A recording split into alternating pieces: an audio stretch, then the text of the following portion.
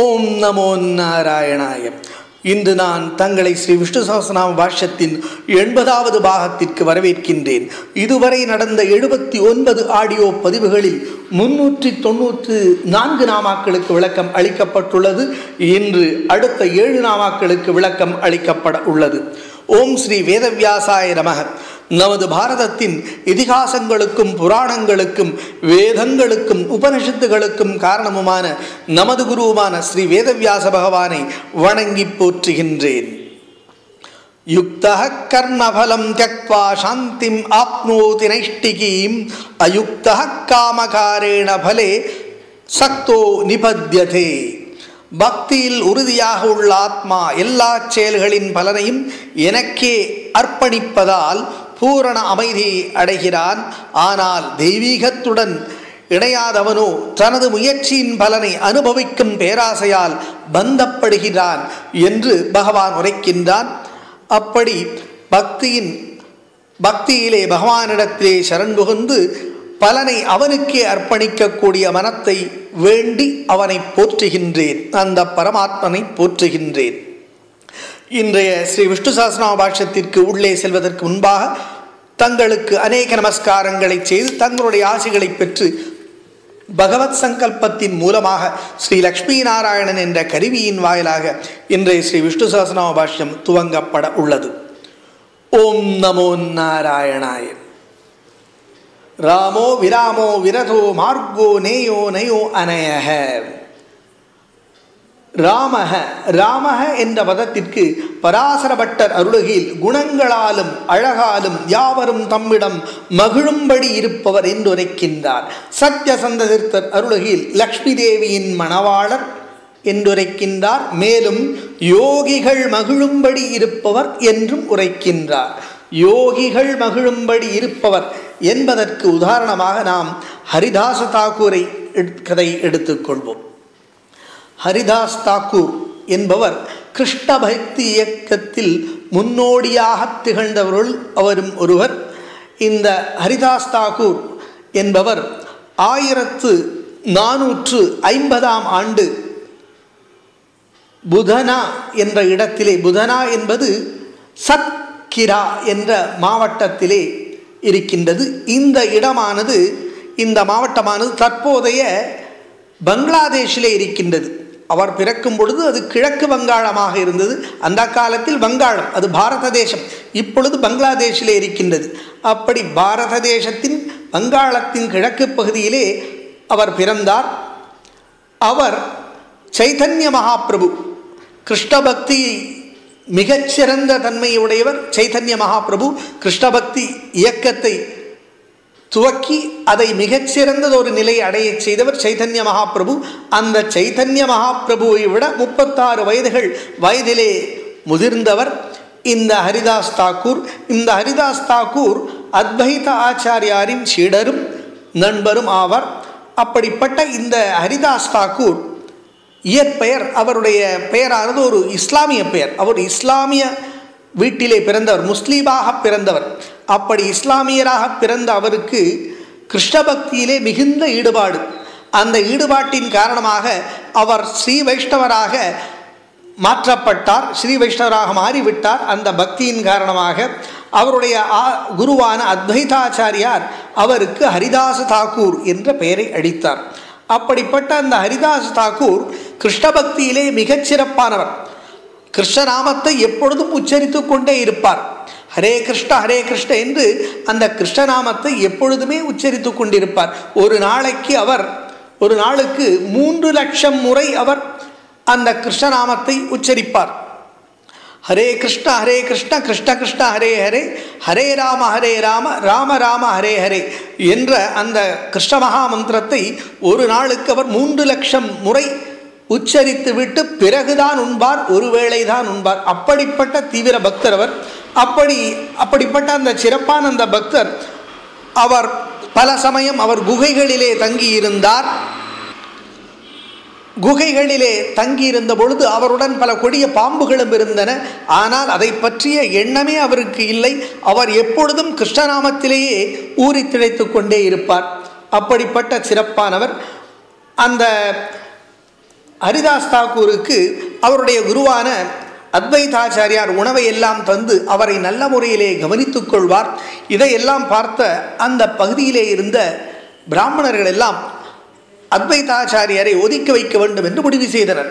காரணம் யாது எனில், இவரோ ஒரு பிராமணர், அவர் ஒரு இஸ்லாமியராக பிறந்தவர், கிருஷ்ண பக்தியிலே திளைத்திருந்தாலும் இஸ்லாமியராக பிறந்தவர். ஆகையினாலே அவருக்கு எப்படி உணவளிக்கலாம் என்ற முறையிலே இவர்கள் எல்லாம் அதற்கு ஆட்சேபம் தெரிவித்தனர். ஆனால் அந்த அத்வைத ஆச்சாரியார் இதை பற்றி எல்லாம் கவலைப்படவில்லை. அவர் அதற்கு கூறிய பதிலாவது, யாராக இருந்தாலும் ஜாதி மத வித்தியாசங்கள் இல்லாமல் யாராக இருந்தாலும் எப்பொழுது கிருஷ்ணராமத்தை உச்சரிக்கின்றார்களோ அப்பொழுதே அவர்கள் ஸ்ரீ வைஷ்ணவனாக, அவர்கள் பிராமணராக கருதப்படுவார் என்று அத்வைதாச்சாரியார் பதில் உரைத்தார். அப்படிப்பட்ட சிறப்பானவர் இந்த ஹரிதாஸ் தாக்கூரானவர். இவர் இப்படி கிருஷ்ண பக்தியிலே ஊறி திளைத்த காரணத்தினாலே அப்பொழுது அங்கிருந்த அந்த உள்ளூரில் இருந்த அந்த இஸ்லாமியர்களுக்கு தலைவரான அந்த காசி என்று அழைக்கப்படக்கூடிய அந்த பதவியில் இருக்கக்கூடிய அந்த நபர் இவரை எப்படியாவது மாற்றி எடுக்க வேண்டும் என்று கருதி அவரிடத்திலே வந்து கூறினார், நீங்கள் இந்த கிருஷ்ண பக்தியை விட்டுவிட்டு நீங்கள் இஸ்லாமியராக நடந்து கொள்ள வேண்டும் என்று கூறிய பொழுது இவர் கூறினார், இயலாது, பகவான் இறைவன் ஒருவனே, எதை வணங்கினாலும் ஒன்றுதான், இறைவன் ஒருவன் தான். இருந்தாலும் அப்படிப்பட்ட இறைவன் ஒருவனான அந்த இறைவனை நான் கிருஷ்ணனாக கருதுகின்றேன், ஆகையினாலே நான் கிருஷ்ண பக்தியிலே ஈடுபடுவேன் என்று கூறிவிட அப்பொழுது அந்த காசி கூறினார், அப்படியானால் உங்களுக்கு மரண தண்டனை விதிப்பதை தவிர வேறு வழி இல்லை என்று கூறிய பொழுது, மரணம் சம்பவித்தாலும் எந்த தண்டனை அளித்தாலும் அதை பற்றி கவலை இல்லை, நான் கிருஷ்ண மகாமந்திரத்தை விட்டு பிரிய மாட்டேன் என்று இந்த ஹரிதாச தாக்கூர் கூறிவிட்டார். ஆகையினாலே இவரை அழைத்து சென்று அந்த ஊரிலே, நாதியா என்று அழைக்கக்கூடிய அந்த ஊரிலே ஏராளமான சந்தைகள் உண்டு. அந்த 22 சந்தைகளிலும் அங்கங்கே இவரை நிறுத்தி சவுக்கினால் கொடிய முறையிலே அடித்தனர். அப்படி அடித்து இந்த ஹரிதாஸ் தாக்கூரை கொண்டு போய் கடலிலே தூக்கி வீசிவிட்டனர். அப்படி கடலிலே எரியப்பட்ட இந்த ஹரிதாஸ் தாக்கூர் மீண்டும் கடலிலிருந்து எதுவும் நடவாதது போல் அற்புதமான தேக ஆரோக்கியத்துடன் வெளியில் வந்தார். அப்படி இவருடைய சிறப்பை கண்டவர்கள் எல்லாம் உணர்ந்து கொண்டனர், இவர் உண்மையிலேயே கிருஷ்ண பக்தியிலே திளைத்தவர் என்று. அதன் பிறகு அந்த காசி அவருக்கு தொல்லை எதுவும் விளைவிக்கவில்லை. ஆனால் அந்த பகுதியிலே மன்னராக, அந்த பகுதியில் ஒரு ஆளுமை செய்து கொண்டிருந்த ஒரு நபர், கான் என்ற ஒரு நபர், இவருடைய அந்த தீவிரத்தன்மையை, பக்தியை கெடுக்க வேண்டும் என்ற எண்ணத்திலே இவரிடத்திலே ஒரு விலை மாதுவை அனுப்பி வைத்தார். இவர் அந்த சமயத்திலே ஒரு காட்டுப்பகுதியிலே ஒரு குடிசை அமைத்து கொண்டு அந்த குடிசையிலே தினசரி 3 லட்சம் முறை இந்த ஹரே கிருஷ்ண மகாமந்திரத்தை கூறிக்கொண்டிருந்தார்.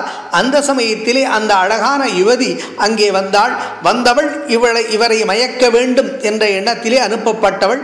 அப்படி வந்தவள் வந்து அமர்ந்தாள். இவர் வீட்டில் குடிதலுக்கு முன்பாக வந்து அமர்ந்தாள். அங்கே துளசி இருந்தது. அந்த துளசியை நமஸ்கரித்து விட்டு வந்து இவருடைய வீட்டிற்கு வெளியிலே வந்து அமர்ந்தாள். அமர்ந்தவள் கூறினாள், ஹரிதாச தாக்கூர் சுவாமிஜி அவர்களே, உங்களை காண என் மனம் துடித்தது, நான் உங்களை அடைய வேண்டும் என்று தான் வந்திருக்கின்றேன், என்னை தயவு செய்து ஏற்றுக்கொள்ளுங்கள் என்று கூறிய பொழுது இவர் கூறினார், தாராளமாக நான் உன்னை ஏற்றுக்கொள்கின்றேன், ஆனால் ஒரே ஒரு விஷயத்தை நான் முடித்துவிட்டு வர வேண்டும், நான் இந்த ஹரே கிருஷ்ண மகாமந்திரத்தை நான் கூறிக்கொண்டிருக்கின்றேன், குறிப்பிட்ட அளவு கூறிய பிறகு நான் உன்னை ஏற்றுக்கொள்கின்றேன் என்று கூறினார். அவளும் காத்திருந்தாள். அந்த விலை மாதுவும் தாசியும் காத்திருந்தாள். இவர் வெடிய ஹரே கிருஷ்ண மகாமந்திரத்தை கூறிக்கொண்டே இருந்தார். காலையில் வரை அவள் பார்த்தாள், முடியவில்லை. பிறகு சென்று விட்டாள். மறுநாளும் வந்தாள். மறுநாள் வந்த பொழுது ஏன் இப்படி செய்தீர்கள் என்று கேட்டபொழுது இவர் கூறினார், நான் ஒரு எண்ணத்திலே இருக்கின்றேன், இவ்வளவு முடிக்க வேண்டும் இந்த மாதத்திற்குள் என்று ஒரு கணக்கை வைத்திருக்கின்றேன், அதற்காக செய்து கொண்டிருக்கின்றேன், அது முடிந்த பிறகு நான் உன்னை ஏற்றுக்கொள்கின்றேன் என்று கூறினார். இப்படியே 2வது நாளும் நடந்தது. ஆனாலும் அவள் பார்த்தாள், அவள் சோம்பி அவளுடைய வீட்டிற்கு சென்று விட்டாள். 3வது நாளும் இதே போல் நடந்தது. இறுதியில் 3வது நாள் அந்த ஹரே கிருஷ்ண மகாமந்திரம் கேட்டுக்கொண்டு அவர் முடித்த பிறகு அவரை வணங்கி நின்றாள். அவளுடைய மனத்திலே உள்ள மாசு அகன்று விட்டது. இந்த ஹரே கிருஷ்ண மகாமந்திரத்தை கேட்டு அவள் எந்த நோக்கத்துடன் அங்கே வந்தாளோ அந்த நோக்கம் அகன்று விட்டது. அவளுக்கு உண்மை புரிந்து விட்டது. இவர் மிகச்சிறந்த மகான், இவரை நாம் இவ்வாறு செய்யக்கூடாது. அது மட்டுமல்ல, தான் இனிமேல் இவருக்கு பக்தையாக இருக்க வேண்டும், சிஷ்யாக இருக்க வேண்டும் என்ற எண்ணம் வந்து விட்டது. அவள் தான் வந்த எண்ணத்தையும் கூறினாள், வந்த விஷயத்தை கூறி ஒப்புக்கொண்டாள். இப்பொழுது தான் மனம் மாறிவிட்டதாகவும் தன்னை சிஷ்யாக ஏற்றுக்கொள்ள வேண்டும் என்று அவள் கூற, இவரும் அப்படியே ஆகட்டும் என்று கூறி, ஆனால் அதற்கு முன்பாக நீ ஒன்று செய்ய வேண்டும். நீ நகரத்திற்கு சென்று உன்னுடைய சொத்து சுகங்களை எல்லாம் நீ தானம் செய்துவிட்டு வா, இங்கே வா, வந்து என்னுடைய சிஷ்யாக நீ இருக்கலாம் என்று கூறி சென்றார். அப்படியே அவளும் சென்று அவளுடைய சொத்துக்களை எல்லாம் தானம் செய்துவிட்டு பிறகு இங்கே வந்து தலைமுடியெல்லாம் அழித்து அவள் சந்நியாசினியாக இங்கே ஹரே கிருஷ்ண மகாமந்திரத்தை அதே குடிலிலே அமர்ந்து அவளும் கூறிக்கொண்டு வந்தாள். இவர் அங்கிருந்து கிளம்பி அவளுக்கு அந்த தீட்சையை வழங்கிவிட்டு இவர் கிளம்பி சென்று விட்டார். இவர் பல்வேறு ஊர்களுக்கெல்லாம் இந்த நாம சங்கீர்த்தனத்தை செய்து கொண்டு ஹரே கிருஷ்ண மகாமந்திரத்தை கூறிக்கொண்டு சென்று கொண்டே இருந்தார். சைதன்ய மகாபிரபுவின் நாம சங்கீர்த்தன அந்த வேள்வி, அந்த விஷயத்திலே இவர் சைதன்ய மகாபிரபுவுக்கு மிக நெருங்கிய அத்தியந்த சிஷ்யராக இருந்தார். சைதன்ய மகாபிரபுவுக்கு முன்பாக பிறந்தவர். இவர் பிரம்மாவின் அம்சமாக கருதப்படுகின்றார். எப்படி எனில், முற்காலத்திலே ஒரு சமயம் பிரம்மாவானவன் கிருஷ்ணன் கோகுலத்திலே சிறுவனாக இருந்த பொழுது அவன் பிருந்தாவனத்திலே அவன் இந்த பசுக்களை எல்லாம் மேய்த்து கொண்டிருந்த பொழுது ஒரு நாள் பிரம்மனானவன் தன்னுடைய வலிமையை காட்ட எண்ணி இந்த பசுக்களையும் கன்றுகளையும் இந்த கோபர்களை எல்லாம் அவன் எடுத்து சென்று விட்டான், பிரம்மலோகத்திற்கு எடுத்து சென்று மறைத்து விட்டான்.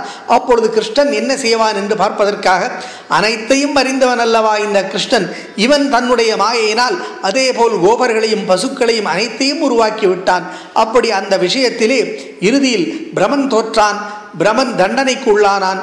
அப்படி கிருஷ்ணனுக்கு எதிராக, பகவானுக்கு எதிராக அந்த பிரமன் அபச்சாரம் செய்த காரணத்தினாலே அந்த பிரமனே அவனுடைய அம்சமாக இங்கே ஹரிதாச தாக்கூராக அவன் பிறந்தான். அப்படி பிறந்து அந்த கிருஷ்ண மகாமந்திரத்தை கூறியதின் விளைவாக அந்த கிருஷ்ண பக்தி இயக்கத்தை முன்னிறுத்துவதற்காக சைதன்ய மகாபிரபு பிறந்தார். சைதன்ய மகாபிரபு கிருஷ்ணனின் அம்சமாகவே கருதப்படுகின்றார். அப்படிப்பட்ட அந்த சிறப்பான சைதன்ய மகாபிரபு அந்த கிருஷ்ண அம்சத்திற்கு இந்த பிரம்ம அம்சமாக ஹரிதாஸ் தாக்கூர் சிஷ்யனாக இருந்து கிருஷ்ண பக்தி இயக்கத்தை, அந்த நாம சங்கீர்த்தனத்தை பரப்பிக்கொண்டே இருந்தார். அப்படி ஒரு சமயம் அந்த பகுதியிலே இருந்த பிராமணர்கள் எல்லாம் எப்பொழுதும் இவரை கேலியாகவே நினைப்பர், இந்த ஹரிதாஸ் தாக்கூரை. காரணம், இவர் பிராமணர் அல்ல பிறப்பினாலே என்று. ஆனால் இவருடைய குருவான அந்த அத்வைத ஆச்சாரியார் ஒரு முறை கூறினார், அந்த பிராமணரிடத்திலே இப்பொழுது யாகத்தை நான் துவக்குகின்றேன், இதற்கு அக்னி தேவையாக இருக்கின்றது, இதோ இந்த உலர்ந்த வைக்கோல்களை வைத்துக்கொண்டு அக்னியை உருவாக்குங்கள். நீங்கள் உண்மையான பிராமணர்களாக இருந்தால், பிராமணத்துவத்தை பரிபூர்ணமாக பின்பற்றுவர்களாக இருந்தால் நீங்கள் அக்னியை வரவழைக்க வேண்டும் என்று கூறினார். அவர்களெல்லாம் முயற்சி செய்து பார்த்தார்கள், ஒன்றும் முடியவில்லை. அதே உலர்ந்த வைக்கோலானது இந்த ஹரிதாச தாக்கூரிடம் வழங்கப்பட்டது. அவர் பகவானை தியானம் செய்து தன்னுடைய கையிலே அதை அக்னியை வெளிப்படுத்தினார். அப்படிப்பட்ட சிறப்பானவர். பிறகு அந்த பிராமணர்கள் இவரை ஏற்றுக்கொண்டனர். அப்படி கிருஷ்ண பக்தி இயக்கத்தை இவர் பல்வேறு இடங்களிலே அந்த நாமஸ்மரணையின் மூலம், ஹரே கிருஷ்ண நாமத்தின் மூலம் இவர் சிறப்பாக இங்கும் எடுத்து சென்று கொண்டிருந்தார். இவருடைய அந்திம காலத்திலே இவர் பூரிக்கு வந்து விட்டார். புரி ஜெகநாதர் ஆலயத்திற்கு அருகிலே வந்து விட்டார். ஆனால் ஜெகநாதர் ஆலயத்திற்கு உள்ளே செல்ல அவருக்கு அனுமதி கிடைக்கவில்லை. மாற்று மதத்திலே பிறந்த காரணத்தினாலே இவருக்கு அனுமதி அளிக்கப்படவில்லை. இவர் அதை பற்றி கவலைப்படவில்லை. இந்த சைதன்ய மகாபிரபுவானவர் அவருடைய குடிலுக்கு அருகிலேயே இவருக்கு ஒரு குடிலை அமைத்து கொடுத்தார். அங்கே அமர்ந்த வண்ணம் இவர் அந்த புரி ஜெகநாதரின் அந்த ஆலயத்தின் கோபுரத்தை, அந்த மேலிருந்த கொடியை, சக்கரத்தை பார்த்து கொண்டே 3 லட்சம் முறை அந்த ஹரே கிருஷ்ண மகாமந்திரத்தை கூறிக்கொண்டே இருப்பார். அப்படிப்பட்ட சிறப்பானவர். அப்படி ஒரு நாள் சைதன்ய மகாபிரபு இவரை காண வந்த பொழுது இவர் சில நாட்கள் உண்ணாமல் அப்படியே படுத்திருந்தார். காரணம் என்ன என்று கேட்டபொழுது இவர் 3 லட்சம் முறை கூற இயலவில்லை, முடிவதில்லை, ஆகையினாலே உண்பதில்லை என்று கூறினார்.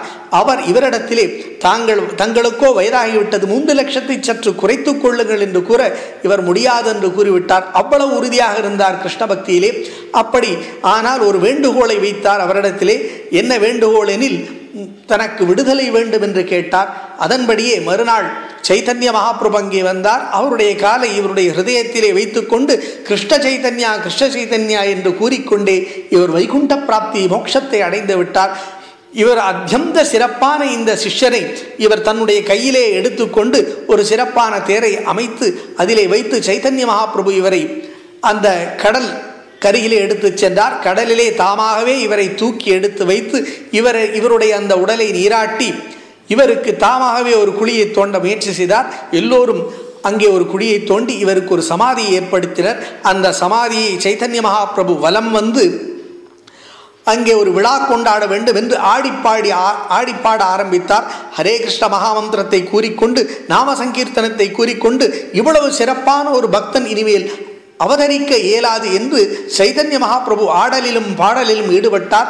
பக்தர்களும் ஈடுபட்டனர். இவருடைய சிறப்பை கொண்டாடினர். அப்படி அவர் கடைவீதிகளிலே சென்று சைதன்ய மகாபிரபு பிக்ஷை எடுத்து இவருக்கு மிகப்பெரிய ஒரு விருந்து இந்த விழாவை கொண்டாட வேண்டும் என்று கொண்டாடினார். அப்படி சைதன்ய மகாபிரபுவானவர் கிருஷ்ணாம்சத்திலே பிறந்தவர். இவரை இந்த ஹரிதாஸ் தாக்கூரை மிகவும் போற்றினார். இப்படிப்பட்ட ஒரு சிறப்பான பக்தரை இனிமேல் காண இயலாது என்று கூறினார். இவருக்கு அவர் ஏற்கனவே நாமாச்சாரியா என்று பெயர் வைத்திருந்தார். ஏனெனில் நாமங்களை கூறிக்கொண்டே இருக்கின்ற காரணத்தினாலே. அப்படி யோகிகள் எல்லாம் மகிழும்படி இருப்பவன் பகவான். பகவானானவன் அந்த கிருஷ்ணனானவன் தன்னுடைய அம்சத்திலே சைதன்ய மகாபிரபுவை பிறப்பித்து அங்கே அவரும் மகிழ்ந்தான், மகாபிரபுவும் மகிழ்ந்தார். இந்த அத்தியந்த பக்தனை இந்த நாமஸ்மரணை செய்யக்கூடிய ஹரே கிருஷ்ண மகாமந்திரத்தை கூறி அற்புதமாக மக்களிடத்திலே கிருஷ்ணபக்தி பரப்பக்கூடிய இந்த பக்தனை கண்டு அவரும் மகிழ்ந்தார். அப்பேற்பட்ட சிறப்பான யோகிகள் மகிழும்படி இருக்கக்கூடிய அந்த பரமாத்மனை கிருஷ்ணனை வணங்கி ராமக என்ற பதத்தை வணங்கி அடுத்த பதத்திற்கு செல்வோம். விராமக. விராமக என்ற பதத்திற்கு பராசர பட்டர் அருளகியில் வரங்களை அளிக்கும் பிரம்மாதி தேவர்களும் அவர்களால் அளிக்கப்படும் வரங்களும் அவ்வரங்களை பெற்ற ராவணாதிகளும் தம்மிடம் ஓய்ந்து போகும்படி இருப்பவர் என்றுரைக்கின்றார். சத்யசந்த தீர்த்தர் அருளகியில் மேன்மையுடைய லக்ஷ்மியை உடையவர் என்றுரைக்கின்றார். மேலும் கோபிகைகள் பலரை உடையவர், பிரளயத்தில் மக்களை முழுகச் செய்பவர் என்றும் உரைக்கின்றார். வரங்களை அளிக்கும் பிரம்மாதி தேவர்களும் அவர்களால் அளிக்கப்படும் வரங்களும் அவ்வரங்களை பெற்ற ராவணாதிகளும் தம்மிடம் ஓய்ந்து போகும்படி செய்பவர் என்பதற்கு உதாரணமாக நாம் கிருஷ்ணன் மற்றும் ராமாவதாரத்திலே அசுரர்கள் ஏன் வதம் செய்யப்பட்டார்கள், எதனால் வதம் செய்யப்பட்டார்கள், அந்த நிலை ஏன் ஏற்பட்டது என்பதை பார்ப்போம். அதாவது சிவபெருமானும் பிரமனிடத்திலும் இந்த அசுரர்கள் எல்லாம் சுலபமாக அவர்களை திருப்தி செய்து வரத்தை பெற்றனர். ஏனெனில் சிவபெருமான் அவரிடத்திலே வேண்டும் பொழுது உடனடியாக வரங்களை அளிக்கக்கூடியவர். பிரமனும் அப்படியே இந்த அசுரர்கள் எல்லாம் சிவனிடத்திலும் பிரமனிடத்திலும் வேண்டி பல வரங்களை சாவா வர வேண்டும் என்று பெற முயற்சி செய்தனர். ஆனால் சாகா வரத்தை அளிக்க இயலாது என்ற கூறிய காரணத்தினாலே மிக கடினமான வரங்களை பெற்றனர். அந்த வரங்களை பெற்றிருந்தாலும் அவர்கள் எல்லாம் அந்த வரங்களிலே ஏதோ ஒரு இடத்திலே ஒரு நெளிவு சுழிவு இருக்கும். அந்த நெளிவு சுழிவை பயன்படுத்தி இறுதியிலே பகவான் ஸ்ரீ மகாவிஷ்ணுவானன் அவர்களை வதம் செய்வான். காரணம், அவர்களெல்லாம் ஏதோ ஒரு விதத்திலே இந்த பூமிக்கு தொல்லை விளைவித்து, மக்களுக்கு தொல்லை விளைவித்து அல்லது தேவர்களுக்கு தொல்லை விளைவித்து கொண்டிருப்பர். அந்த தொல்லைகள் நீங்க தேவர்களும் மக்களும் பரமாத்மனான அந்த ஸ்ரீ கிருஷ்ணனை பகவானை மகாவிஷ்ணு வேண்டும் பொழுது அவனே இவர்களை எல்லாம் சம்ஹரிக்கின்றான். அப்படி பகவானானும் ஒவ்வொரு அவதாரத்திலும் பகவான் ஒவ்வொரு அவதாரம் மேற்கொள்ளும் பொழுதும் பலவிதமான அசுரர்களை வதம் செய்திருக்கின்றான். ராமாவதாரத்திலே தாடகை, கரதூஷணர்கள், சுபாகு, மரீச்சன், மகராக்ஷன், கும்பகர்ணன், ராவணன், கபந்தன், விராதன் போன்ற ராட்சசர்கள் எல்லாம் வதம் செய்திருக்கின்றான். அதேபோல் கிருஷ்ணாவதாரத்திலே பூதனை, சகடாசுரன், திருணவர்த்தன், வத்சாசுரன், அகாசுரன், அரிஷ்டாசுரன், தேனுகாசுரன், பிரளம்பாசுரன், சங்கச்சூடன், கேசி, யோமாசுரன், கம்சன், காலயவனன் போன்ற ஏராளமான அசுரர்கள் எல்லாம் கிருஷ்ணாவதாரத்திலே பகவான் வதம் செய்திருக்கின்றான். அப்படி ஒவ்வொரு அவதாரத்திலும் பகவானானவன் மற்ற பிரம்மாதி, சிவனார் போன்றவர்கள் எல்லாம் அளிக்கக்கூடிய அந்த வரங்கள் எல்லாம் ஓய்ந்து போகும் இடம் எதுவாக இருக்கும்? அது மகாவிஷ்ணுவின் இடமாக இருக்கும். அப்படிப்பட்ட அந்த வரங்கள் எல்லாம் ஓய்ந்து போகக்கூடிய, அசுரர்களுக்கு அளிக்கப்பட்ட வரங்கள் எல்லாம் ஓய்ந்து போகக்கூடிய இடமாக இருக்கக்கூடிய அந்த பரமாத்மனை, அந்த மகாவிஷ்ணுவை வணங்கி விராமக என்ற பதத்தை வணங்கி அடுத்த பதத்திற்கு செல்வோம். விரதக. விரதக என்ற பதத்தை ஸ்ரீ ஆதிசங்கர பகவத்பாதாளும் பராசர பட்டரும் விரதக என்று கையாளுகின்றனர். ஆனால் சத்யசந்த தீர்த்தர் அந்த பதத்தை விரஜக என்று கையாளுகின்றார். இதை நாம் கூறும் பொழுது ராமோ விராமோ விரதோ மார்கோ நேயோ அனயக என்று கூறியிருப்போம். அந்த இடத்திலே இவர்கள் இருவரும் விரதக என்று கையாளுகின்றனர். சத்யசந்த தீர்த்தர் அதை விரஜக என்று கையாளுகின்றார். அப்படி இந்த நாமாவிற்கு ஆதிசங்கர பகவத்பாதாள் அருளுகையில் விஷய சுகங்களில் ஆசை இல்லாதவர் என்றுரைக்கின்றார். சத்யசந்த தீர்த்தர் அருளுகையில் தோஷங்களற்றவர் என்றுரைக்கின்றார். தோஷங்களற்றவர் என்பதற்கு உதாரணமாக நாம் கர்ணனுக்கும் சூரியனுக்கும் நடந்த ஒரு சம்பாஷணை எடுத்துக்கொள்வோம். மகாபாரத போரிலே கர்ணனானவன் வீழ்த்தப்படுகின்றான். கர்ணனானவன் மரணமடைகின்றான். அவன் மரணம் அடைந்த பிறகு அவன் தன்னுடைய தந்தையிடம் செல்கின்றான். அதாவது சூரியலோகத்திற்கு செல்கின்றான். சூரியலோகத்திற்கு சென்று சூரியனை அவன் சந்திக்கின்றான். அப்படி சந்திக்கும் பொழுது அவன் சூரியனிடத்திலே கிருஷ்ணனை பற்றி ஒரு புகார் செய்கின்றான். என்ன புகார் செய்கின்றான் எனில், அதாவது தந்தையே, நான் என் நண்பன் துரியோதனனுக்கு செஞ்சோற்று கடன் தீர்க்க வேண்டும் என்ற நல்லெண்ணத்தில் போர் புரிந்தேன். ஆனால் வஞ்சகன் கண்ணன் என்னை வஞ்சித்து வீழ்த்தி விட்டானே என்று புலம்பினான் அவன் சூரிய பகவானிடம், கர்ணன். அப்பொழுது சூரிய பகவான் கூறினார், இல்லை கர்ணா, கண்ணனை வஞ்சகன் என்று சொல்லாதே. காரணம் யாது எனில், நீ ஒரு தவறு செய்து விட்டாய். செஞ்சோற்று கடன் தீர்ப்பது சிறந்த தர்மம், அதில் எந்த சந்தேகமும் இல்லை. ஆனால் கண்ணனோ சாமானிய தர்மங்களை விட உயர்ந்த விசேஷ தர்மமாக விளங்குபவன். கிருஷ்ணம் தர்மம் சனாதனம். எந்த தர்மம் சிறந்தது? நம்முடைய சாமானிய தர்மம் சிறந்ததா, பகவத் தர்மம் சிறந்ததா என்று யோசனை செய்தால் பகவத் தர்மத்தை, விசேஷமான அந்த பகவத் தர்மத்தை தான் நாம் எடுத்துக்கொள்ள வேண்டும். அந்த வகையிலே கண்ணன் என்ற விசேஷ தர்மத்திற்கும் செஞ்சோற்று கடன் தீர்த்தல் என்ற சாமானிய தர்மத்திற்கும் முரண்பாடு வருகையில் விசேஷ தர்மத்தை கை கொள்ள வேண்டும்.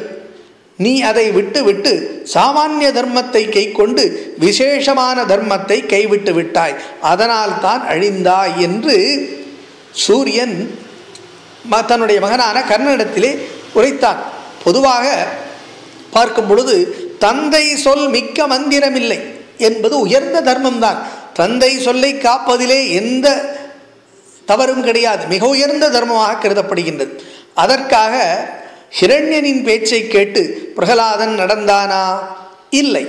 நரசிம்மன் என்ற விசேஷ தர்மத்தை அல்லவா அவன் கை கொண்டான். தன்னுடைய தந்தை கூறக்கூடிய தர்மத்தை விட நரசிம்மன் என்ற விசேஷ தர்மத்தை கை கொண்டான். அதே போலத்தான் விபீஷணனும் தன் அண்ணன் ராவணனுக்கு நன்றி பாராட்டுதலாகிய சாமானிய தர்மத்தை விட்டுவிட்டு விசேஷ தர்மமான ராமனை வந்து பற்றவில்லையா? தாயிற் சிறந்த கோயிலுமில்லை என்று கூறுவர். அதற்காக கைகேயின் ஆசைக்குட்பட்டு பரதன் உடன்பட்டானா? நாட்டை ஆள உடன்பட்டானா அவன்? ஆகவே மகனே, சாமானிய தர்மங்களை நிச்சயம் பின்பற்ற வேண்டும் என்பதில் ஐயமில்லை. ஆனால் விசேஷ தர்மத்தோடு அதற்கு முரண்பாடான சூழ்நிலை ஏற்படும் பொழுது நாம் விசேஷ தர்மத்தையே முக்கியமாக கை கொள்ள வேண்டும். அவ்வகையிலே கண்ணனே அனைத்து தர்மங்களுக்கும் சாரமான விசேஷ தர்மம் என்பதை நீ உணர்வாயாக என்று சூரிய பகவான் கர்ணனிடத்திலே கூறினார். அப்படி நாம் எந்த சூழ்நிலையாக இருந்தாலும் சரியான முடிவெடுக்க வேண்டும் எனில் சாமானிய தர்மமா விசேஷ தர்மமா என்று யோசனை செய்ய வேண்டும். பகவானிடத்திலே இந்த இடத்திலே தோஷம் இருப்பதாக நினைக்கின்றான். யார்? கர்ணன். பகவான் தவறு செய்து விட்டான், கிருஷ்ணன் தப்பு செய்து விட்டான் என்றெல்லாம் கருதுகின்றான். ஆனால் பகவான் ஒரு காரண காரியத்திற்காகத்தான் பல விஷயங்களை செய்கின்றான். அவனுக்கு யாருடைய விளக்கங்களும் தேவையில்லை. அவனேதான் அனைத்தையும் படைத்திருக்கின்றான், அவனேதான் அனைத்தையும் காக்கின்றான், அவனேதான் அனைத்தையும் அழிக்கின்றான். ஆகையினாலே நம்முடைய தர்மம் என்ன? சாமானிய தர்மமா விசேஷ தர்மமா என்ற முரண்பாடு வரும்பொழுது நாம் விசேஷ தர்மத்தை கடைபிடிக்க வேண்டும். மற்ற நேரங்களிலே சாமானிய தர்மத்தை கடைபிடிக்க வேண்டும். அதற்காக நாம் பகவானை உதாரணமாக எடுத்துக்கொள்ளக்கூடாது. பகவானானவன் தோஷமற்றவன். அவன் எந்த செயலுக்கும் எந்த செயலின் பலனும் அவனை சென்றடைவதில்லை. அவனுடைய லீலை அனைத்தும் அவனுடைய லீலை தான். பகவான் அதை செய்தான் இதை செய்தான் என்று தோஷங்களை கற்பிப்பதெல்லாம் முட்டாள்தனம் அல்லது அயோக்கியத்தனம் அல்லது அறியாமை என்று கூறலாம். நம்முடைய தமிழகத்திலே கூட அடிக்கடி இந்த பட்டிமன்றங்கள் எல்லாம் நடைபெறும் தொலைக்காட்சியிலே அங்கே இங்கே என்று. வாலியை ராமன் வதைத்தது சரியா, கொன்றது சரியா என்றெல்லாம் பட்டிமன்றம் நடத்துவார்கள். பகவானுடைய லீலை எது, அவன் அப்படி செய்ய வேண்டும் என்று அதை கேள்வி கேட்பதற்கெல்லாம் யாருக்கும் எந்த யோக்கியதையும் இல்லை. அப்படி தோஷங்களற்ற அந்த பகவானை தோஷம் உண்டு என்று பேசுபவர்கள் எல்லாம் அவர்களை பற்றி என்ன கூறுவது, ஒன்றும் கூற இயலாது. அவர்கள் அறியாமையிலே மூழ்கி கிடக்கின்றனர். அப்படி தோஷங்களற்ற அந்த பரமாத்மனை, காரண காரியமற்ற அனைத்து செயல்களும் தன்னுடையதாக்கி கொண்டிருக்கக்கூடிய அந்த தோஷங்களற்ற அந்த பரமாத்மனை வணங்கி விரதக அல்லது விரஜக என்ற பதத்தை வணங்கி அடுத்த பதத்திற்கு செல்வோம். மார்கக. மார்கக என்ற பதத்திற்கு ஸ்ரீ ஆதிசங்கர பகவத்பாதாள் அருளகில் தம்மை அறிவதே முக்திக்கு வழியாக இருப்பவர் என்றுரைக்கின்றார். பராசர பட்டர் அருளகில் பரத்வாஜர் முதலிய முனிவர்களால் தேடப்படுபவர் என்றுரைக்கின்றார். சத்யசந்த தீர்த்தர் அருளகில் சிங்கம் போன்ற முகமுடையவர் என்றுரைக்கின்றார். சிங்கம் போன்ற முகமுடையவர் என்றால் யார்? நரசிங்க பெருமாள், நரசிம்ம பெருமாள் தான். அப்படி நரசிம்ம பெருமாளின் கஷேத்திரமாக நாம் சிம்ஹாச்சலத்தில் உள்ள ஸ்ரீ வராக லக்ஷ்மி நரசிம்ம பெருமானை எடுத்துக்கொள்வோம். சிம்ஹாச்சலம். சிம்ஹாச்சலம் என்பது ஆந்திர தேசத்திலே உள்ள விசாகப்பட்டினத்திலிருந்து 18 கிலோமீட்டர் தொலைவிலே சிம்ஹாச்சலம் என்ற ஒரு மலை இருக்கின்றது, மலைத்தொடர் இருக்கின்றது. அங்கேதான் அந்த சிம்மாச்சலத்திலே தான் இந்த வராக லக்ஷ்மி நரசிம்ம பெருமாள் அமைந்திருக்கின்றது. மிக பிரபலமான சிறப்பான கோயில். ஆந்திர தேசத்திலே உள்ள திருப்பதிக்கு அடுத்தபடியாக சிறப்பான கோயில் இந்த வராக லக்ஷ்மி நரசிம்ம பெருமாள் கோயில் என்று உரைத்தால் அது மிகையாகாது. அப்பேற்பட்ட இந்த கோயிலானது முற்காலத்திலே கிருதயுகத்திலே கட்டப்பட்டது. பிரகலாதனுக்காக நரசிம்மர் அவதரித்தார். அவன் நரசிம்மரை அறிந்து கொண்டான். பிறகு அதற்கு முன்பாக வராக அவதாரத்தையும் அவன் அறிந்து கொண்டான். ஹிரண்யாக்ஷனையும் ஹிரண்யகசிபையும் வதம் செய்த அந்த வராகத்தையும் அந்த நரசிம்மத்தையும் இணைத்து அவன் மனதிலே தியானித்து அவருக்காக, அந்த பகவானுக்காக இந்த சிம்ஹாச்சலத்திலே ஒரு கோயிலை கட்டினான் பிரகலாதன் கிருதயுகத்திலே. இந்த கோயில்தான் வராக லக்ஷ்மி நரசிம்ம பெருமான் கோயில். இந்த கோயிலானது ஆரம்பத்தில் ஏன் அங்கே கட்டினான் எனில், பிரகலாதனின் தந்தையான அந்த ஹிரண்யகசிபு ஒருமுறை அவனை இந்த பர்வதத்திலிருந்து கீழே தள்ளிவிட்டான், கடலிலே தூக்கி வீசினான். ஆகையினாலே அந்த காரணத்தினாலே இந்த இடத்திலே பகவானுக்கு ஒரு கோவிலை அமைக்க வேண்டும் என்று அவன் அற்புதமான இந்த கோயிலை அமைத்தான். ஆனால் காலப்போக்கிலே அந்த யுக முடிவிலே அந்த கோயிலானது அப்படியே சிதைந்து விட்டது. அங்கே எங்கும் காடாக மாறிவிட்டது, காட்டுப்பகுதியாக இருந்தது. அப்படி இருக்கின்ற காரணத்தினால் அதற்கு பிறகு பிந்தைய காலகட்டத்திலே ஒரு சமயம் புரூரவ மன்னன், சந்திரவம்சத்திலே வந்த புரூரவ மன்னன் என்பவன் தேவலோகத்து பெண்ணான ஊர்வசியுடன் அங்கே வந்து கொண்டிருந்த பொழுது ஓரிடத்திலே அவனுக்கு ஒரு ஈர்ப்பு ஏற்பட்டது. அங்கே ஒரு ஆத்மீக ஒரு அலை ஏற்பட்டது அவனுக்கு.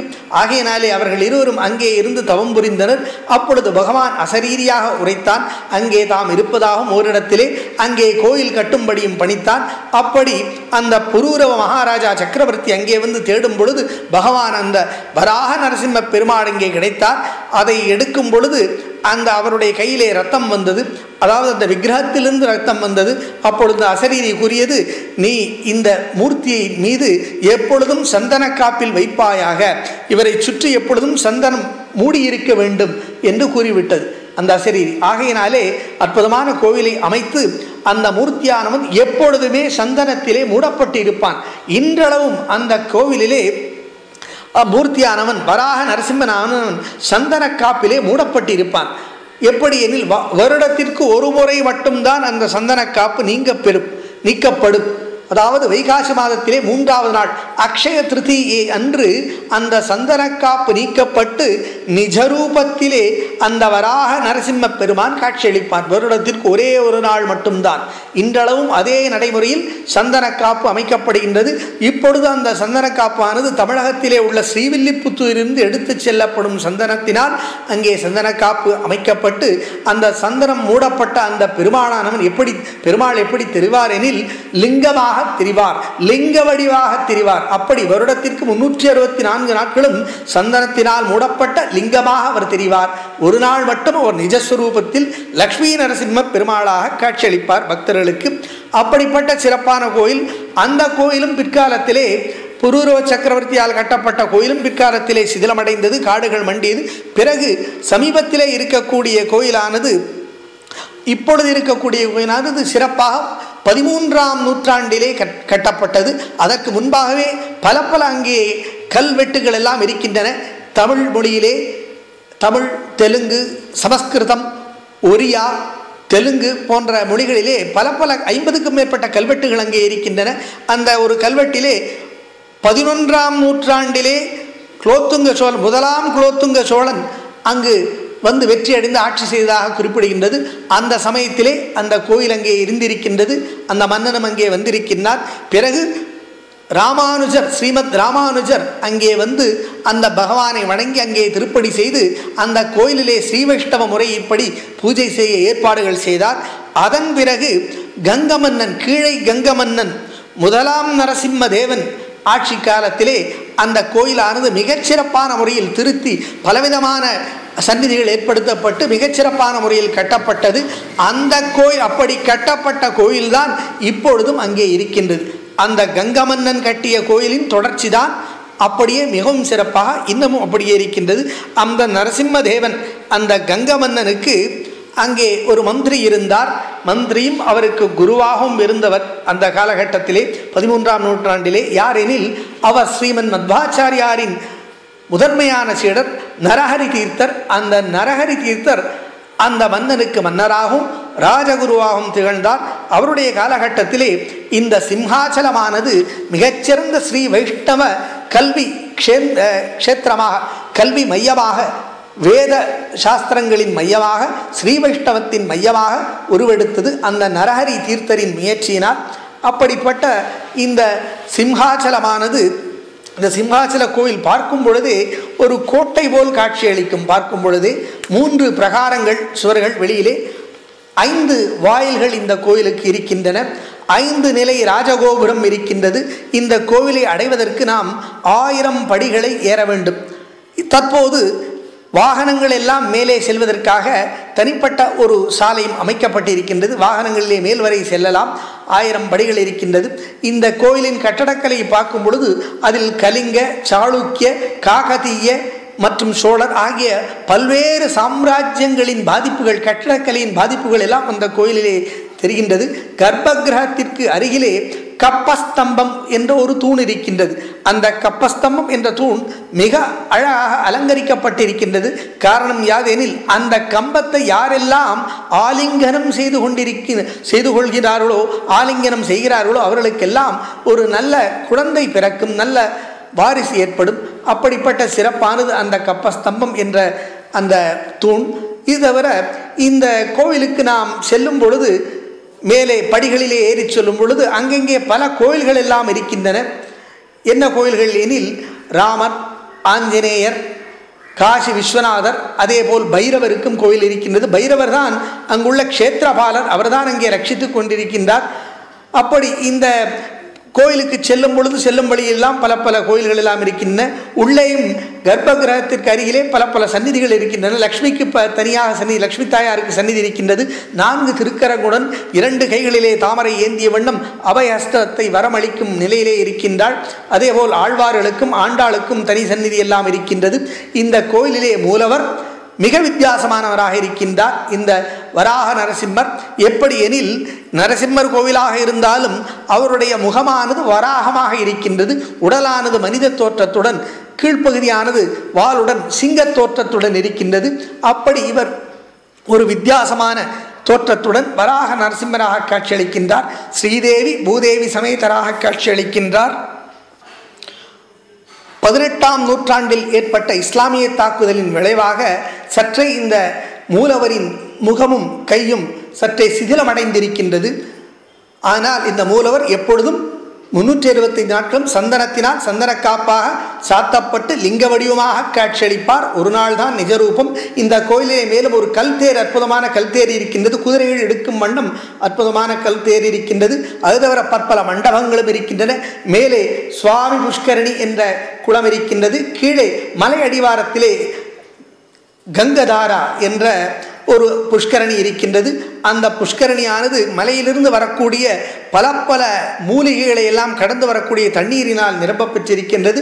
அந்த புஷ்கரணியில் அந்த கங்காதரா அல்லது கங்கதாரா என்ற அந்த புஷ்கரணியில் நாம் நீராடினால் நம்முடைய உடலுள்ள அந்த நோய்கள் எல்லாம், தோல் வியாதிகள் எல்லாம் நீங்கும் என்று கூறுவர்.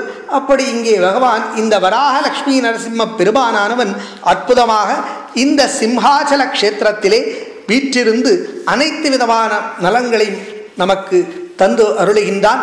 அப்பேற்பட்ட இந்த சிம்ஹாச்சல வராக லக்ஷ்மி நரசிம்ம பெருமானை வணங்கி மார்கக என்ற பதத்தை வணங்கி அடுத்த பதத்திற்கு செல்வோம். நேயக.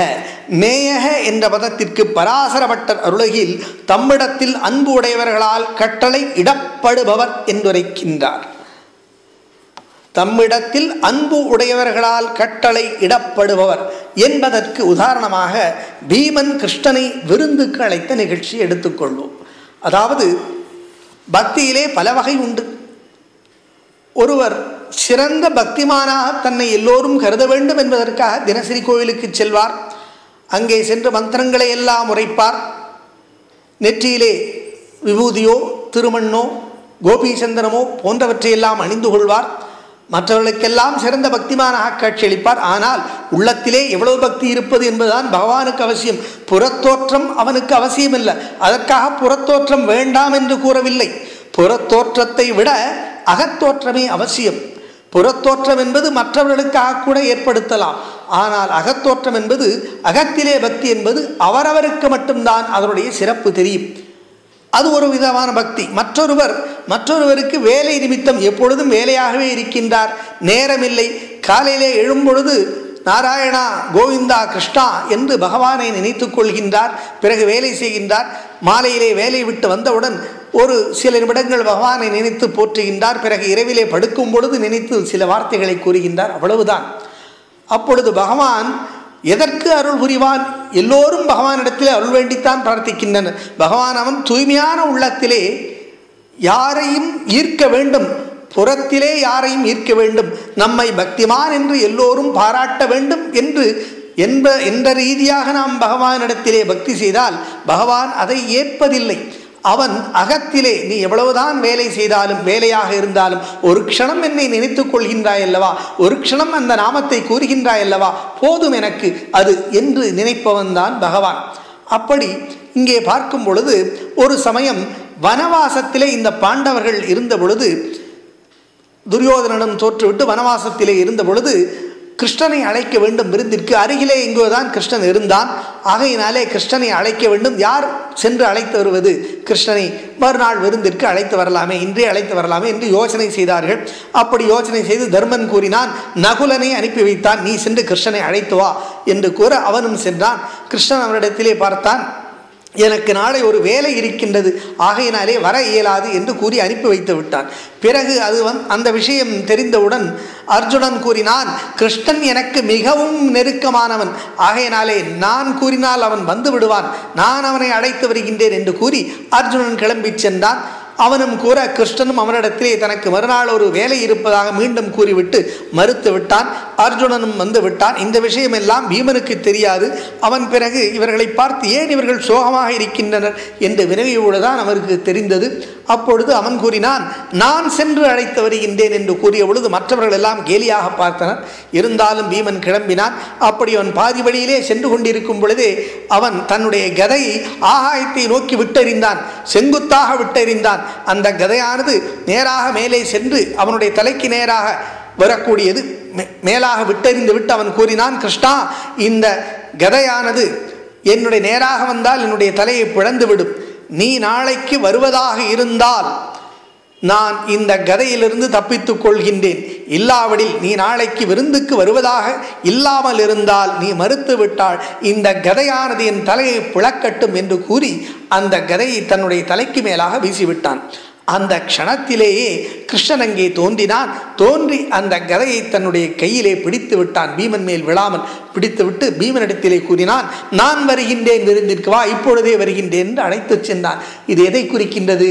பீமனுடைய பக்தியின் முதிர்ச்சியை அந்த இடத்திலே குறிக்கின்றது. அவனுடைய பக்தியின் ஆழத்தை குறிக்கின்றது.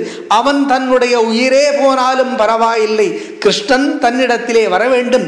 கிருஷ்ணனிடத்திலே அந்த அளவு பக்தி வைத்திருந்தான். அந்த க்ஷணத்திலே யாரும் பாண்டவர்கள் கிருஷ்ணனிடத்திலே பக்திக்கு குறைவானவர்கள் அல்ல. ஆனால் அந்த சமயத்திலே நடந்த சம்பவத்தின் பொழுது பீமனானவன் அந்த அளவு திருடபக்தியை வைத்திருந்தான். தன்னுடைய உயிரை விட கிருஷ்ணனே மேலானவன், கிருஷ்ண பக்தியே மேலானது, கிருஷ்ணன் தான் முக்கியம் என்று கருதி அவன் அப்படி செயல்பட்ட காரணத்தினாலே கிருஷ்ணன் வந்து அவனை தடுத்தாட்கொண்டான். அந்த விருந்திற்கு மறுவதாக அவனுடன் வந்தான்.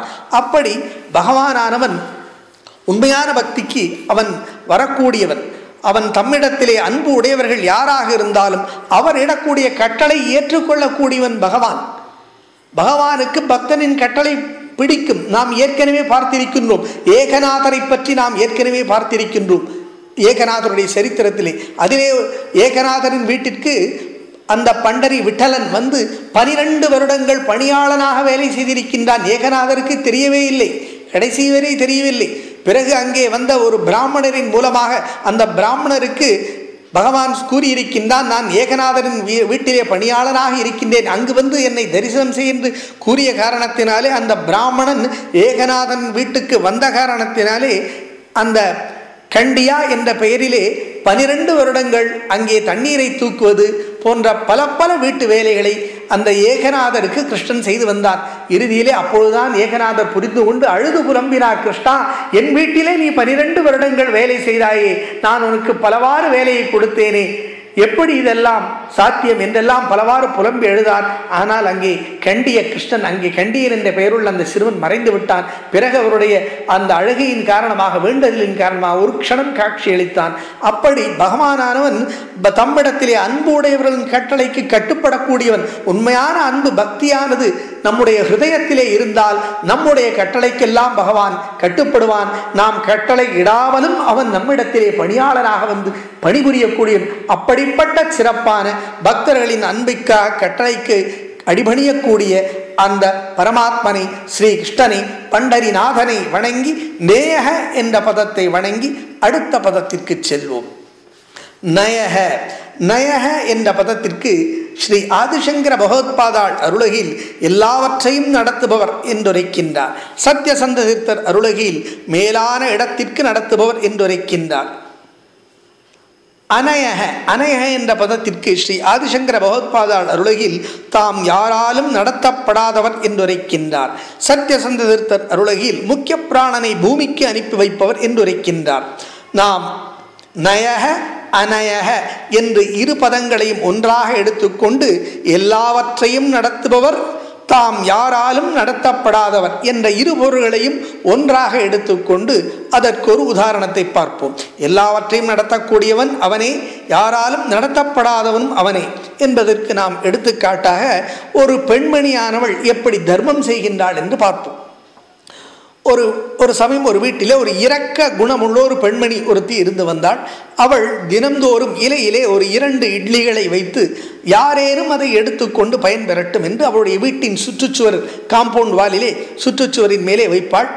அப்படி வைத்த பொழுது சற்று நேரத்தில் அவ்வழியே வரக்கூடிய ஒரு கூன் முதுகுடைய ஒரு கூன்முதுகு கிழவன் அதை எடுத்துக்கொண்டு ஏதோ முனகிக் கொண்டே போவான். இது அன்றாடம் தினசரி நடக்கக்கூடிய ஒரு வழக்கமாக இருந்தது. ஒரு நாள் அந்த மதிலுக்கு அருகிலே நின்று அந்த கூனன், அந்த முதிய கிழவன் என்ன கூறுகின்றான், என்ன முனகுகின்றான் என்று இவள் செவிமடுத்து கேட்டாள். அப்படி கேட்டபொழுது அவன் கூறினான், நீ செய்த பாவம் உன்னிடமே இருக்கும், நீ செய்த புண்ணியம் உன்னிடமே திரும்பும் என்று கூறினான். தினந்தோறும் இதையே சொல்லி கொண்டு போனான்.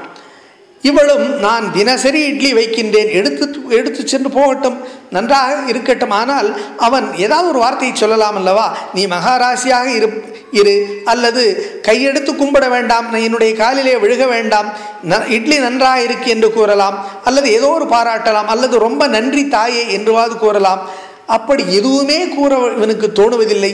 இவன் எப்பொழுது கேட்டாலும் செய்த பாவம் உன்னிடமே இருக்கும், செய்த புண்ணியம் உனக்கே திரும்பும் என்ற வார்த்தையை மட்டும் கூறிக்கொண்டு போகின்றானே, உளறிக்கொண்டே இருக்கின்றானே, இவன் என்ன பித்தனா சித்தனா, இப்படி இவன் நன்றி கெட்டவனாக இருக்கின்றானே என்று அவள் மனதிற்குள்ளே தினசரி நினைத்து நினைத்து மன உளைச்சலுக்கு உள்ளாகிவிட்டாள்.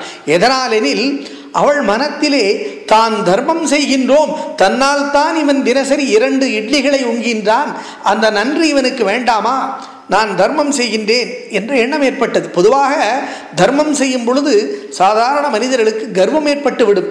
நாம் ஒருவருக்கு ஏதோ ஒரு உதவி செய்தாலே கூட கர்வம் ஏற்படும்.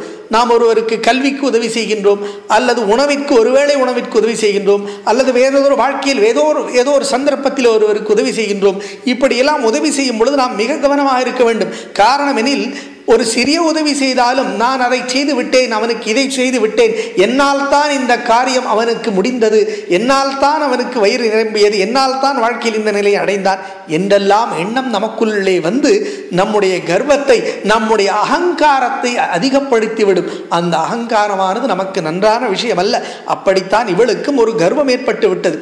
இவன் இப்படி செய்து கொண்டே இருக்கின்றானே, இவன் நன்றி கெட்டவனாக இருக்கின்றானே, ஒரு நல்ல வார்த்தையை கூறுகின்றானா, இப்படியெல்லாம் யோசித்து கொண்டே இருந்தவள் மன உளைச்சலாகி திடீரென்று அவளுக்கு ஒரு கொலை வெறியாகவே மாறிவிட்டது.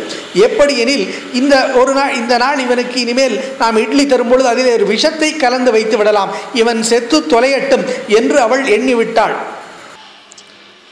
அந்த எண்ணத்தின் காரணத்தினாலே மறுநாள் அவள் இட்லி மேல் விஷத்தை கலந்து எடுத்து வந்தாள். ஆனால் அப்படி கொண்டு வரும் பொழுது அவள் மனம் ஏனோ கலங்கியது, கை நடுங்கியது. என்ன இருந்தாலும் நாம் இப்படி செய்யக்கூடாது, அவன் எப்படியோ இருந்து விட்டு போகட்டும் என்று கூறி அந்த இட்லியை, விஷம் கலந்த இட்லி 2ஐயும் சாக்கடையிலே வீசி எரிந்து விட்டாள். பிறகு மனம் அமைதியாகிவிட்டது. நல்ல இட்லியை கொண்டு வந்து அந்த சுவற்றிலே வைத்து விட்டாள். அமைதியுடன் போய் அமர்ந்து விட்டாள். வழக்கம் போல் அந்த கூனன் கிழவன் வந்தான். இட்லியை எடுத்துக்கொண்டு வழக்கம் போல் நீ செய்த பாவம் உன்னிடத்திலே இருக்கும், நீ செய்த புண்ணியம் உன்னிடமே திரும்பும் என்று சொல்லிக்கொண்டே சென்று விட்டான். அப்படி அவனை அடிக்க வேண்டும் என்று இந்த பெண்மணிக்கு தோன்றியது. இருந்தாலும் அமைதியாக வீட்டிலே இருந்தாள். சற்று நேரம் கழித்து மதிய வேளையிலே கதவு தட்டப்படும் சத்தம் கேட்டு கதவை திறந்தாள். அங்கே வாசலிலே கசங்கிய உடையோடு தள்ளாடியபடி நின்றிருந்தான் ஒரு இளைஞன். அவன் யார் எனில் அவளுடைய மகன்தான். அவன் நான் நல்ல வேலை பெற்றுத்தான், வேலையோடு தான் வீட்டிற்கு திரும்புவேன் என்று கூறிவிட்டு சென்று 1 மாதம் ஆகிவிட்டது. நான் நல்ல வேலை கிடைக்காவிடில் வீட்டிற்கு வரமாட்டேன், வேலையோடு தான் வருவேன் என்று கூறி சென்றிருந்தான். ஒரே மகன் அவளுக்கு. அப்படி அவன் வீட்டிற்கு திரும்ப அன்று வந்தான். வந்த பொழுது அவனுடைய தாயானவள் பார்த்தாள்.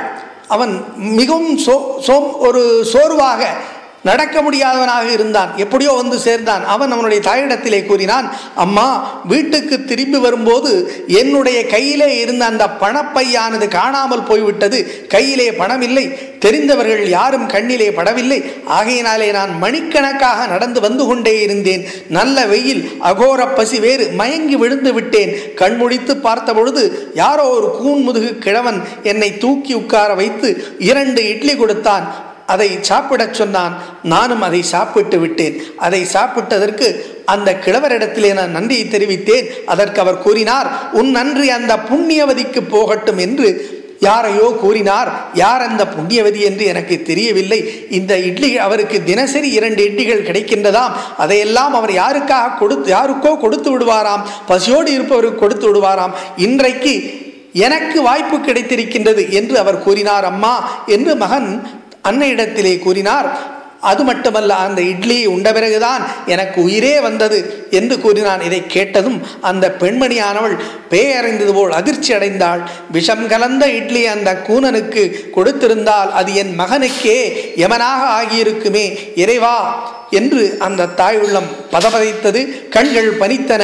அப்பொழுதுதான் அவளுக்கு புரிந்தது, நீ செய்த பாவம் உன்னிடத்திலே இருக்கும், நீ செய்த புண்ணியம் உன்னிடமே திரும்பும் என்ற அந்த கிழவனின் சொல் அவளுக்கு இப்பொழுதுதான் புரிந்தது. இப்படித்தான் வாழ்க்கையில் எல்லோருக்கும் எல்லாம் புரிவதில்லை, புரியும் பொழுது பலர் வாழ்க்கையிலும் இருப்பதில்லை. தர்மம் என்பது எல்லோரையும் காக்கக்கூடியது. நாம் தெரிந்து செய்தாலும் தெரியாமல் செய்தாலும் நம்மை தர்மமானது ஏதாவது ஒரு ரூபத்திலே நம்மை காக்கும். கண்டிப்பாக நாம் தெரிந்து செய்யக்கூடிய பாவங்கள் எல்லாம் 7 ஜென்மத்திற்கு 7 ஜென்மங்களுக்கும் நம்மையும் நம்முடைய தலைவரையும் தாக்கக்கூடியது. ஆகவே நாம் தர்ம சிந்தனையை வளர்த்து கொள்ள வேண்டும் என்பதே முக்கியமான விஷயமாகும். அப்படி இந்த தர்மத்தை அந்த பெண் செய்தாள். அந்த பெண் செய்யும் பொழுது என்ன நினைவோடு இருந்திருக்க வேண்டும்? இது பகவானே செய்கின்றான், அவனே நடத்துகின்றான் என்ற எண்ணம் வேண்டும். நம்மிடத்திலே பலருக்கும் அந்த எண்ணம் இருப்பதில்லை. ஒரு செயலை, ஒரு நல்ல செயலை செய்தாலும் நான் தான் செய்தேன், நான் தான் இந்த தானத்தை செய்தேன் என்றெல்லாம் நம்மை நாமே மாறுதட்டி கொள்கின்றோம். உண்மையிலே இதை செய்தது யார்? பகவான். பகவான் நம்மை கருவியாக்கி கொண்டு விட்டான் என்று நாம் நினைக்க வேண்டும். எப்பொழுதெல்லாம் நாம் நம்மை பகவானுடைய கருவியாக நினைத்து கொண்டோமோ அப்பொழுதெல்லாம் நாம் சிறந்த நிலையை அடைவோம். ஆகவே எல்லாவற்றையும் நடத்தக்கூடியவன் அவன்தான், நாம் ஒரு கருவிதான், நம் மூலமாக அவன் செய்கின்றான் என்று நினைவு வேண்டும். அப்படி எல்லாவற்றையும் நடத்தக்கூடிய, யாராலும் நடத்தப்படாத அந்த பரமாத்மனை பகவானை வணங்கி நயக அநயக என்ற பதங்களை வணங்கி அடுத்த பதத்தை நோக்கி செல்வோம். ஓம் நமோ நாராயணாய.